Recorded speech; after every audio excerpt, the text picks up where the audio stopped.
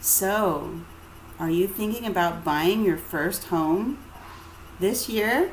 You're thinking about buying your first home? Well, it just so happens that I have 10 tips for first-time buyers entering the real estate market. I'm Natalie Bratton with RE/MAX First in Oklahoma City, and here are 10 tips for you.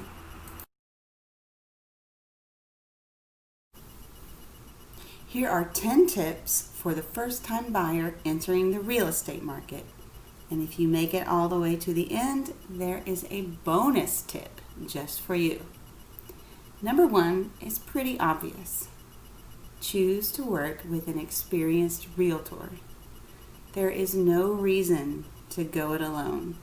The whole crazy mess of buying a house and the contracts and everything that go with it, it's pretty involved. So don't try to do it alone. Now you may think, well, I don't understand compensation, how it costs, can I afford you? Well, yes, you can afford me, because when you are buying a home, you are not out any extra money for realtor fees. See, the seller, in almost all cases, the seller pays the realtors. They made an agreement with their realtor to pay them a certain amount of compensation, and then that realtor agrees to split those costs with any realtor who brings a buyer to the transaction. So you are not out any extra money for using a realtor. And of course, if you are buying in the Oklahoma City metro area, I would love to assist you in buying your first home. Number 2 is get approved with a local lender for a mortgage. So you could just go online to one of those big lenders, big national lenders that have commercials that say get approved in 5 minutes, and all you do is you fill out some stuff online and you think you're good to go. But it's really a whole lot more complicated than that, and so you need to get approved with someone who has been referred to you, someone that's been recommended by someone you know or by your realtor who is local. See, what happens is lenders get reputations among realtors, and so when you make an offer on a house and you give those sellers a pre-approval letter, you want it to be from someone reputable that we realtors know and trust and like. That way, the realtor on that listing is going to say to their sellers, hey, this is a great lender, these people are in good hands, you don't have to worry about the loan. So get approved with someone here locally whom you can talk to on the phone. You could actually go sit in their office if you want to. Number 3 is determine what you need and what you want and where you want to be.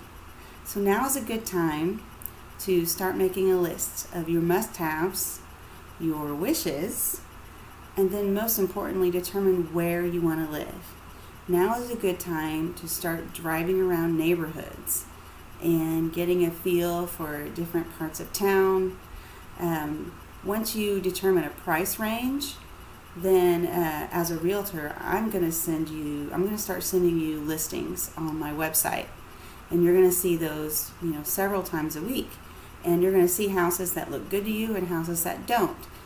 Even if you're a few months ahead of trying to buy something, it is a good time to do a lot of driving through neighborhoods and parts of town, deciding where you want to be. Also, it's good to really kind of look through that wants list and that needs list and see what's practical for your price range and what are you actually going to be able to get. So that way, when you start looking at houses, you'll be really educated and you'll really know what you want and need and be able to make a good decision quickly. Whether you are 2 months out or 6 months out or even a year out. Number 4 is save money. It is time to tighten your belt and save cash. The more cash you have, the more powerful your offer will be, the better prepared you will be to make your first home purchase. Also, moving is expensive. So even if you get a really good deal on the home you're buying, you do have to pay for starting new utilities, moving expenses. You may want to buy some new stuff for your home. You may want to paint. And so the more cash you have, the more fun it's going to be. So moving is pretty stressful. It's a pretty common thing to hear people say, I am never doing this again. So, to help make it less stressful, number 5 is plan ahead by packing and getting rid of the stuff you don't want. So, whether you're a couple months out, there's no need to procrastinate. So, get rid of the stuff that's trash. Donate the stuff you want to donate. Sell the stuff you want to sell. There will be a whole lot going on those last 2 or 3 weeks before you close on your new home. So if you've already done some of that packing and kind of going through everything, it'll be a whole lot easier on you for the move. Okay, so you're ready. It's time to choose a house. You are ready to move in the next 30 to 60 days, maybe even 90 days. No, let's stick with 60. 30 to 60 days. You're ready to move. Now it's time to be diligent. If you are in a median price range or lower, our market is moving really fast. We have a shortage of listings on the market. And so if a house is pretty, if it's nice, if it's priced right, if it's in a great location, it will sell very fast. It may even have multiple offers on it. So here's what you need to do. Number 6 is be diligent. That means every day when you get up, you open your email from me that shows you what the new listings are on the market.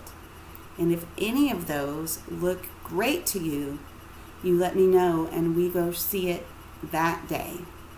And then if you like it, we'll do research really quick. And if you like it, you write an offer on it. Number 7 is have perseverance. In the market right now, it is not uncommon for you to have to make offers on 2 or 3 houses before you land on one and win. It is kind of a competition. So just don't lose heart and don't be discouraged. Just have perseverance and know that it might take a little while to get the house that you need. Therefore, number 8 is don't play games. Now, I know that you want to feel like you're getting a good deal on a property, and you've heard in the past that you're supposed to offer low because they're listing high, and then you're going to meet in the middle somewhere. Well, that's not really how the market is right now. Right now, sellers, they can price their home a little bit higher than they want to, but they're being coached to price their home correctly and to present their home in a way that'll get it sold in a short amount of time. So, if you like a house and you see yourself living there, don't play games and try to lowball or ask for bizarre things just to see if you'll get it. You need to make a strong, fair offer the first time. And of course, I've done this before. I've been around a while. I'm going to be there to coach you and help you decide what that strong offer should be. Number 9 is the one that may surprise you. Number 9 is don't overshare on social media. So if you are one of those people that shares every meal and shares everything you do every day, you take the car selfie after you get your hair cut, like if you're that person, you need to pull back a little bit and don't overshare when you're in the middle of a real estate transaction.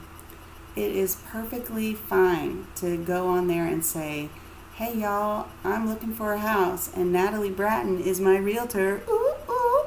That's okay. It's also okay to say, hey, I'm looking for a house in Edmond in this price range. Anybody have something coming?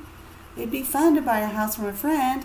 Like you may do that once, but once you're out there in the market, do not share about your transaction. We are in a small world, and those home sellers are also on social media. And if you're trying to buy their house and they think that in any way you are belittling them or not loving their house, or if they think you're doing something inappropriate or rude, they may change their minds and not sell you the house. So, don't overshare on social media. Number 10 is a little bit sticky. Number 10, Yes, it's okay to take advice from family and friends. It is very common for a first-time buyer to want to have their family along or to have somebody important to them come along and be a part of helping them make decisions. I encourage it.